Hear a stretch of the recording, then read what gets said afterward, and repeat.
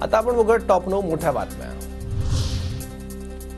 3 महिन्यात राज्यातील सरकार पडणार, त्याचे पुरावे दिले तर देश गडबडून जाईल, त्यामुळे 1000% सरकार जाणार आणि पुन्हा निवडणुका घ्याव्या लागणार, आमदार उत्तम जानकरांचा मोठा दावा।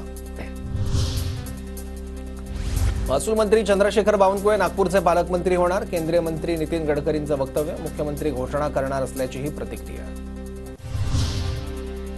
वाल्मिक कराडचे लाड पुरवण्यासाठी तुरुंगात बीड पोलीस ठाण्यात आलेल्या कॉटवरून विरोधकांचा आरोप, तर प्रसिद्धीच्या हव्यासापोटी विरोधकांचे दावे, पोलीस कर्मचाऱ्यांसाठी बेड मागवले, गृहमंत्री फडणवीसांचं स्पष्टीकरण।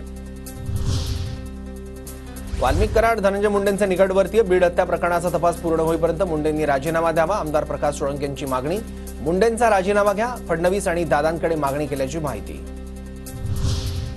संतोष देशमुखांच्या नातेवाईकांनी एसआयटीचे प्रमुख बसवराज तेलींची भेट घेतली, नातेवाईकांकडून मृत्यूचं प्रमाणपत्र काढण्यासाठी कागदपत्रांची मागणी, मृत्यूचं प्रमाणपत्र काढण्यासाठी पंचनाम्याविषयीच्या कागदपत्राची मागणी।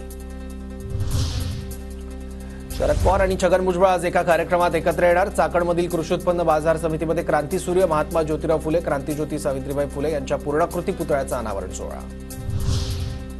मुख्यमंत्री फडणवीसांनी भेटीत मला मंत्रिपदाचा शब्द दिला नव्हता, 7 ते 8 दिवस थांबायला सांगितलं होतं, छगन भुजबळांची स्पष्टोक्ती। कोल्हापूरचे ठाकरे गटाचे माजी आमदार संजय घाटगे पुत्र अमरीश घाटगे भाजपत जाण्याच्या तयारीत, 2 दिवसांपूर्वी संजय घाटगेंनी चंद्रकांत पाटलांची भेट घेतली।